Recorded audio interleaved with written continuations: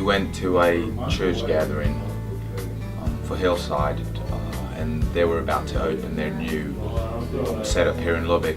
We were both volunteering at a church event at the Science Spectrum. So we were at the Science Spectrum, and I was talking to someone, and she sort of strolls across, and time stood still. That's where Ollie saw me the first time. I don't know that I realized Ollie was there and knew who he was. She walks by and she sits down, and I start pretending to have a conversation with whoever's sitting on my left, just so I could gaze in her direction for a while. And that's when it all started for me, to be perfectly honest. And I waited around so I could meet her afterwards, and she just disappeared in the thin air. And I got invited to a Bible study that night. So I decided to go, and I show up, and fair enough, it's her house.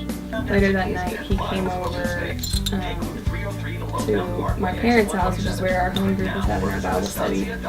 And I introduced myself to him, and I thought, oh wow, he's got a crazy accent. I wonder where he's from. And just kind of built a friendship through being in that small group together, and had a great group of friends, and just got to know each other better. And he was, I don't know, just intriguing, and made me feel incredibly valued. And I don't know, it just grew, and then started dating, and now we're getting married. You're a falling star, you're the getaway car, you're the line in the sand when I go too far. You're the swimming pool on an August day, and you're the perfect thing to say. And you play it coy, but it's kinda cute. Oh, when you smile at me, you know exactly what you do. Baby, don't pretend that you don't know it's true, 'cause you can see it when I look at you.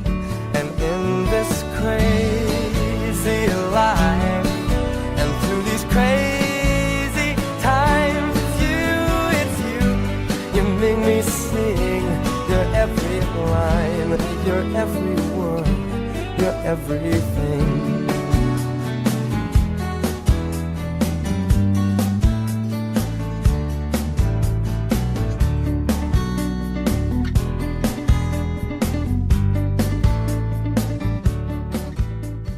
We were hanging out in my apartment for a while, and I just had the edge to let her know, and nonetheless I chickened out, and so she left and said goodbye, and I stood outside the apartment as I always did and watched her drive off.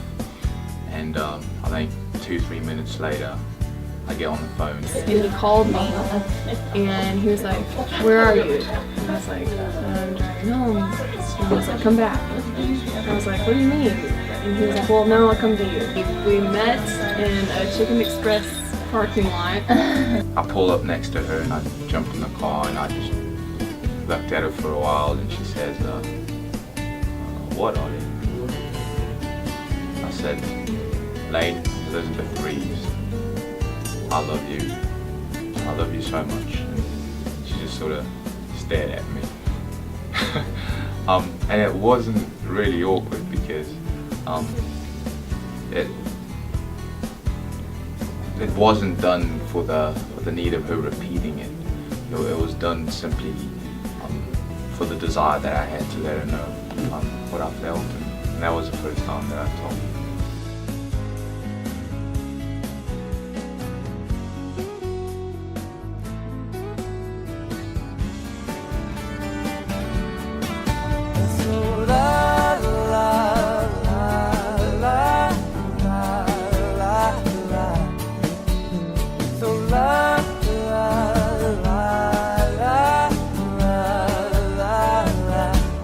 And in this crazy life, and through these crazy times, it's you, you make me sing your every line, your every word, your everything,